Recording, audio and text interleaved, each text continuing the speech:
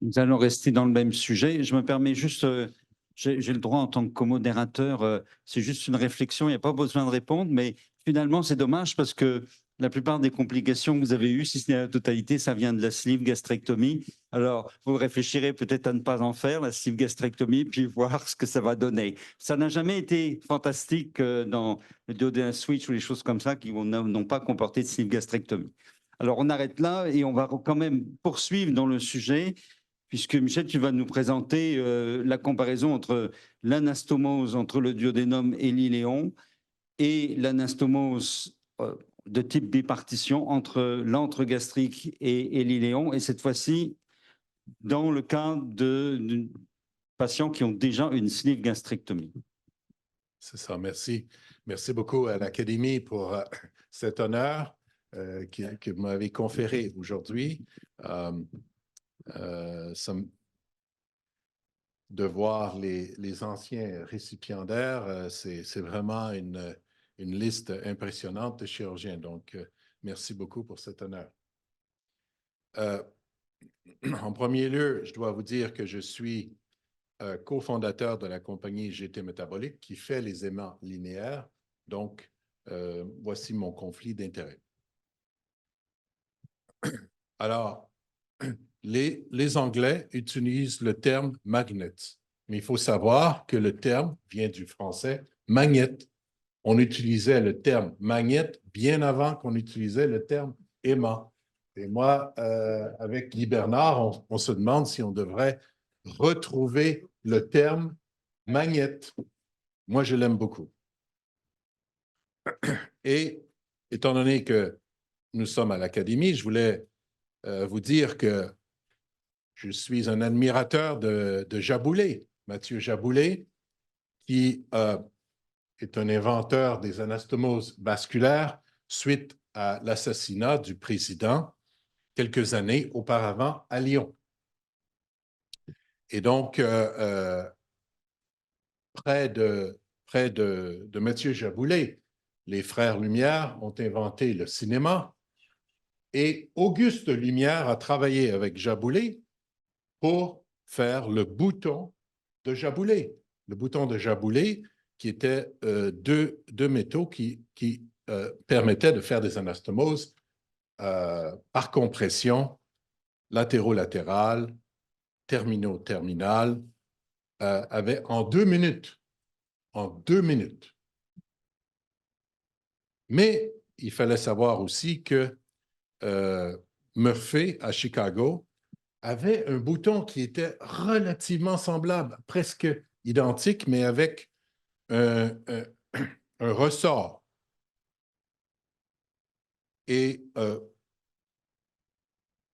le professeur Murphy à Chicago faisait des sessions de chirurgie assez gigantesques avec un auditorium où les frères Mayo prenaient le train de Rochester au Minnesota pour venir voir le professeur Murphy faire des anastomoses par compression à la fin du 19e, début du 20e siècle. C'était extrêmement populaire. Et puis, ça a été abandonné par l'évolution des sutures et c'est revenu avec le matériel qui a été inventé par la compagnie Davis & Geck, l'acide polyglycolique acide, le matériel résorbable, absorbable, et on en a fait un bouton absorbable qui se désintégrait après quelques jours pour le passage dans les selles. Et moi, j'ai utilisé cet appareil pour faire des anastomoses digestives dans les années 80. D'ailleurs, Picard-Marceau faisait l'anastomose duodéno-iléale par compression avec un Valtrak numéro 21. L'aimant linéaire aujourd'hui, c'est un aimant central de néodymium entouré d'une gaine de titane pour que ça ne soit pas toxique pour le malade. C'est un implant temporaire qui reste entre 2 et 6 semaines. Et la compression, la nécrose est centrale et on a une gouttière où l'anastomose se réalise. Mais il y a aussi des aimants un aimant octogonal ou circulaire.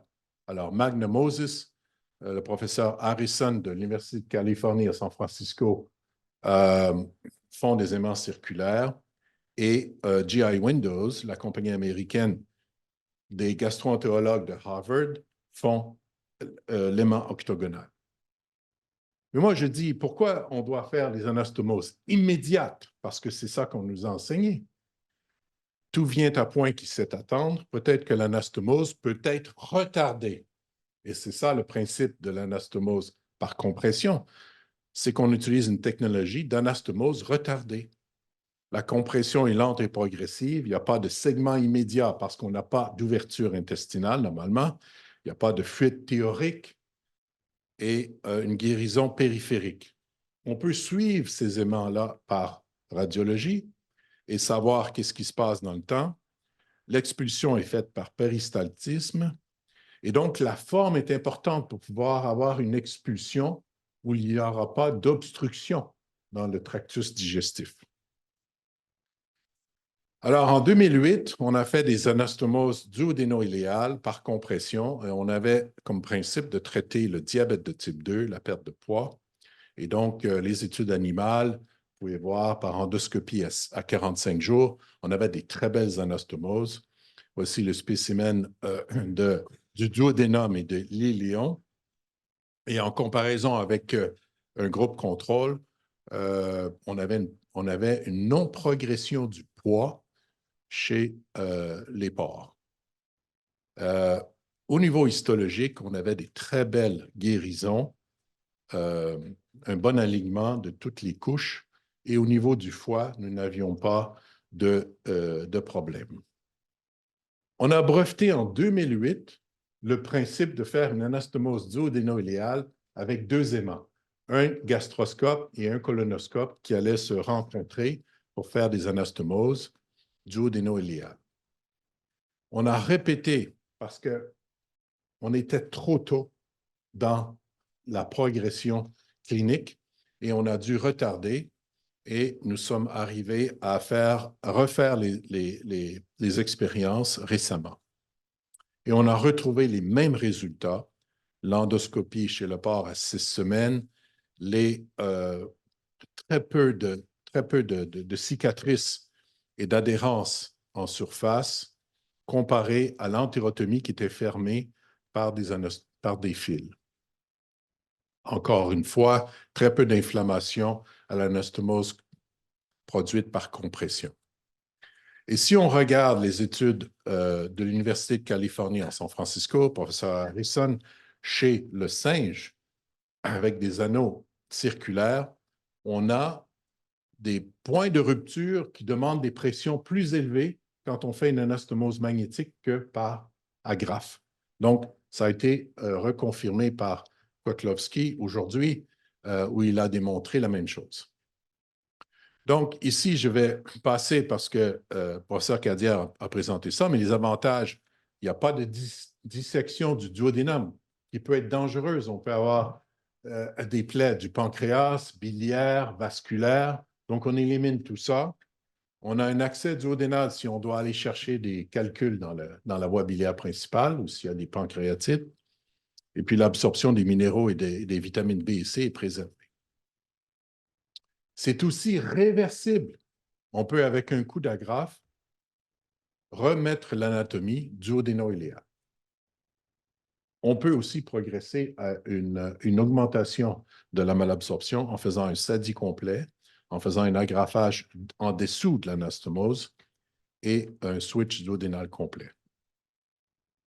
Donc ici, j'ai des vidéos, mais avec le temps, je vais devoir l'accélérer. C'est le type de malades que nous avons qui ont eu déjà une sleeve gastrectomie, ici en 2018, avec un indice de masse corporelle de 47, aujourd'hui 31, mais un regain de poids, étant donné que le malade avait eu ici, on divise le grand épiplomb pour pouvoir faire passer l'anse iléale en antécolique. Et je vais accélérer. Donc, ça prend un certain temps. On a notre clan temporaire pour pouvoir faire l'endoscopie et amener l'aimant dans la première anse jéjunale. On mesure l'intestin à 250 cm. Et lorsque en laparoscopie, nous faisons la mesure iléale, en même temps, l'endoscopiste introduit l'aimant au niveau du jéjunum. Ça se passe en même temps.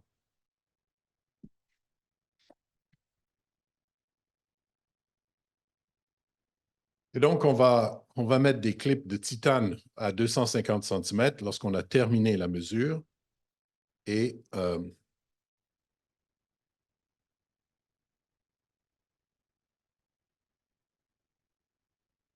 donc, ici, en endoscopie, on arrive à la première anse jéjunale. Et en regardant l'anse jéjunale, vous voyez la lumière de l'endoscope qui est arrivée au jéjunum. Et vous voyez par endoscopie comment l'aimant est transporté avec cathéter dans la lumière jéjunale.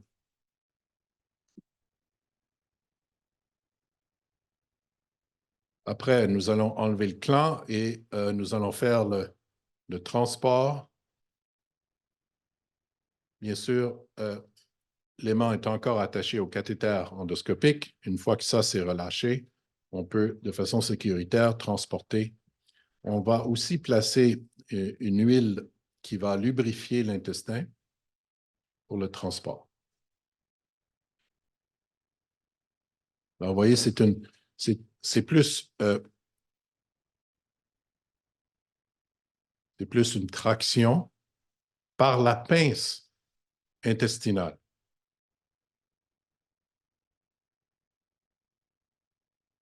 Puis, on va placer ça en antécolique.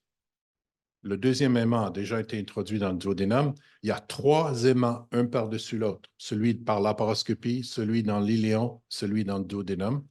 Et on peut faire un micro-positionnement si on n'est pas satisfait de la position pour que ça soit entre 1 et 2 cm après le pilar pour ne pas comprimer le pilar parce que le pilar est beaucoup plus musculaire et épais. On peut donc placer en post-pylorique. Et ensuite, la fermeture de l'anse du mésentère, c'est fait avec un fil non résorbable, un surjet, et c'est ça la chirurgie duodéno-iléale.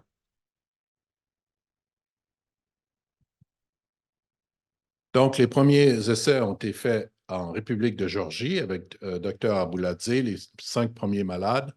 On a fait une publication qui a été publiée dans Obesity Surgery, des malades typiques obèses morbides avec un indice de masse corporelle de 44. Pour chaque malade, vous voyez la première radiographie, la position de l'aimant est dans le cadran supérieur droit. Et 1 an après, on a des excès de poids qui atteignent 80 %. Mais ce qui est intéressant, c'est l'hémoglobine glyquée a perdu 2 points et la glycémie, 47 mg par décilitre, une chute donc importante et une résolution du diabète de type 2. Ici, qui a été présenté par le professeur Cadière, les résultats, on peut regarder l'anastomose magnétique seule versus anastomose magnétique plus gastrectomie. Les malades sont comparables. Il y avait un peu plus de femmes dans le groupe canadien. Et le diabète n'était présent habituellement que chez les malades où on a fait une sleeve gastrectomie en même temps que l'anastomose magnétique. Les séjours hospitaliers étaient très courts, moyens pour l'anastomose magnétique seule post-sleeve gastrectomie, 1 journée, pas le lendemain. Et l'expulsion des magnétes arrive à 39 jours versus 48 jours. On a 100 % d'anastomose et ici, c'est une diapositive très compliquée, mais qui explique qu'en vert foncé, on a les pertes de poids de la sleeve plus anastomose magnétique versus en bleu l'anastomose magnétique seule. Mais pour tout le groupe ensemble, on a quand même une glycémie qui est à 1 an très basse. Même chose avec l'hémoglobine glyquée. Pour ce qui est des événements indésirables, on a quand même autour de les événements indésirables sérieux à 4 dans l'anastomose magnétique seule versus 9 pour la sleeve et l'anastomose magnétique. Donc ici, on arrive à la gastroïléostomie ou magnétique gastroïléostomie, la magie. Voici des aimants qui sont utilisés chez l'animal. Ces aimants-là sont tripartites, c'est-à-dire qu'ils sont faits de 3 parties. Un aimant central et un élément de métal de titane de chaque côté qui fait 8 cm de long, 80 mm de long, de sorte que quand ce qui relie ces 3 parties métalliques ensemble sont un joint absorbable qui se résorbe après 2 semaines, on a 3 parties de métal qui se défont en 3 petites parties au lieu d'une grande qui peut passer dans l'intestin. Et on a de très belles anastomoses gastro-iléales chez l'animal avec, au niveau histologique, de très bonnes guérisons. Alors, chez l'homme, je vais aussi accélérer. Voici un malade qui a été fait post-gastrectomie. Et parce qu'on a des aimants de 80 mm, on n'a pas demandé au malade d'avaler ces aimants, mais on les a placés par une courte gastroscopie sous sédation en post-pylorique.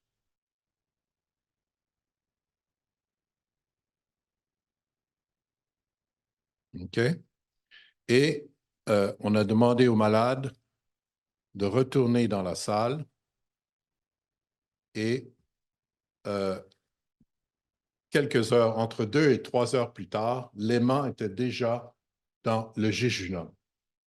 On a ensuite amené le malade à la salle d'opération et le but était de placer l'aimant gastrique par gastroscopie et de retrouver l'aimant intestinal avec notre appareil de positionnement. Encore une fois, on fait la division du grand épiplomb pour faire le passage anticolique. Et on place notre aimant à partir du ligament de Treitz et on cherche cet aimant qui est dans l'intestin en passant l'aimant sur l'intestin.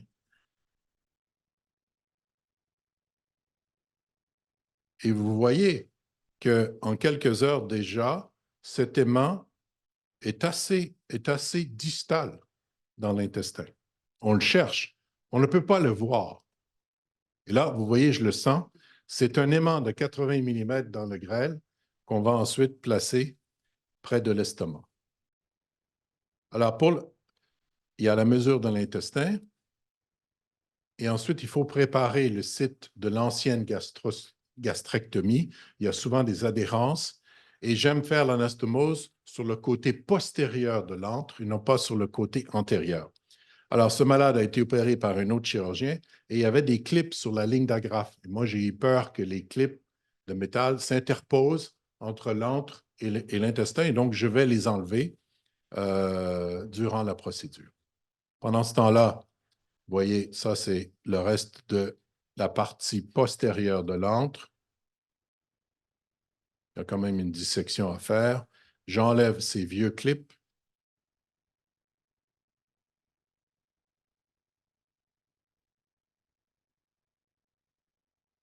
Et puis, vous voyez, l'aimant à 80 mm de long, on va le monter près de l'antre.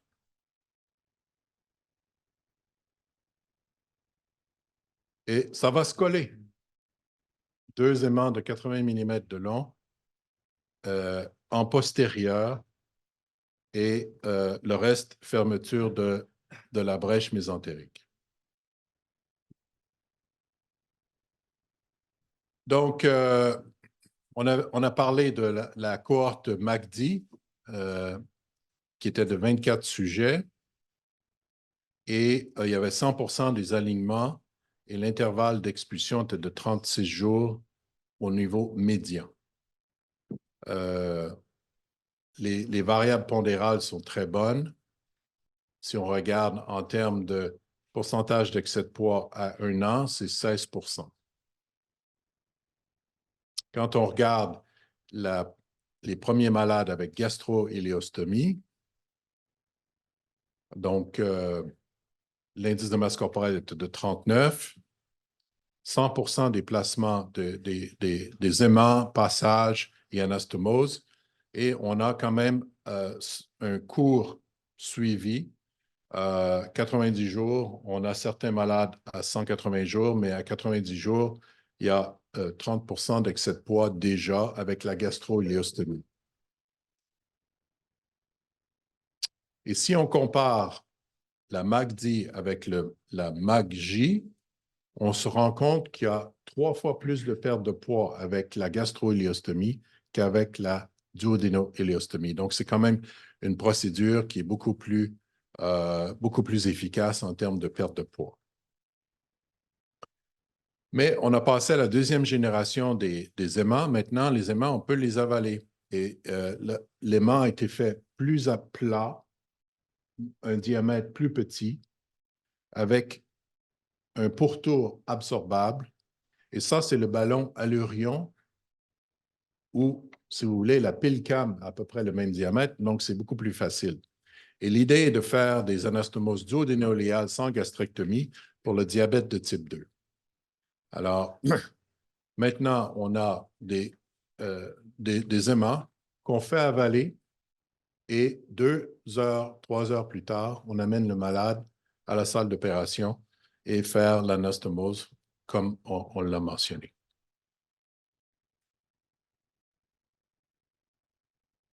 Juste pour vous montrer.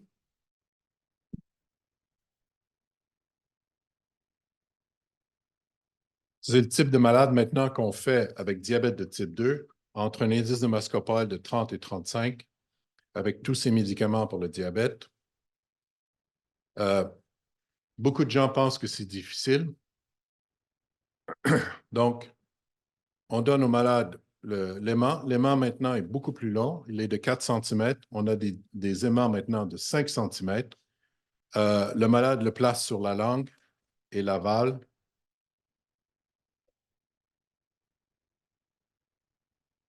Deux heures plus tard, on l'amène en radiologie. Et voyez l'aimant sous fluoroscopie qui voyage. L'aimant est maintenant dans le grêle et on fait le reste de la chirurgie, comme vous avez vu. Alors, ce qu'on remarque, c'est qu'à 6 mois, on a maintenant 64% d'excès de poids et on a une glycémie qui est vraiment basse avec hémoglobine glyquée qui aussi chute. Et donc, on aura peut-être un traitement pour le diabète de type 2. On pense que l'anastomose latéro-latérale aura un rôle à jouer dans le futur pour les diabètes de type 2. Donc, 100% d'alignement des aimants, 100% de passage naturel. Toutes les anastomoses sont perméables radiologiquement et endoscopiquement. Les événements indésirables étaient vraiment de clavien 1, 2 surtout, quelques 3. Et il n'y a pas eu de fuite de segments d'occlusion par les aimants. Les résultats préliminaires démontrent une bonne perte de poids et une baisse de la glycémie et de l'hémoglobine glyquée à court terme. Il reste à voir si ça va être maintenu. Et on a un symposium au mois de mai avec des chirurgies live pour pouvoir enseigner cette technique. Merci beaucoup.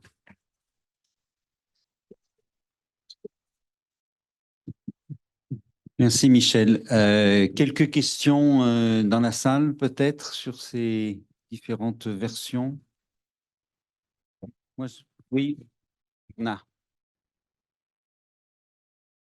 Michel, j'avais mentionné que les interventions durait 2 heures. Alors, j'avais vu encore l'intervention que tu avais faite. Vous êtes à combien maintenant de temps de procédure? C'est ça. Lorsqu'on on avale l'aimant, on enlève 20 minutes d'endoscopie, de préparation, de clampage, déclampage. Tout ça, c'est éliminé. Donc, il y a des interventions maintenant qu'on fait en 20 minutes. Et on n'en a pas parlé, mais maintenant, on a des cas où on fait avaler les 2 aimants séquentiels. Et là, on se trouve avec des temps opératoires qui vont atteindre entre 10 et 15 minutes. Donc, éventuellement, dans le futur, à mon avis, ça va être des chirurgies qu'on va pouvoir faire avec des très courts séjours. Le malade pourra partir quelques heures après l'intervention. Le problème, c'est juste les trocars de la paroi qui peuvent avoir un risque de saignement potentiel. Mais autrement, on a diminué beaucoup le geste chirurgical avec les risques de saignement, de fuite au niveau digestif. Et là, à mon avis, j'espère qu'on pourra convaincre les malades que le risque de la chirurgie il est minimal. Est-ce que tu pourrais nous repréciser, alors d'une part, dans les derniers patients, il s'agit bien de patients qui n'ont pas du tout de résection de l'estomac pour le diabète de type 2. C'est ça. Et puis deuxièmement, dans les 2 versions, anastomose gastro-iléale et duodéno-iléale, est-ce que c'est la même distance entre l'anastomose et la jonction iléocécale? Oui, c'est 250 cm. Okay. Parce c'est sûr que certains pourraient dire, lorsqu'ils font des SADI termino-latérales, ils vont à 300 cm ou plus.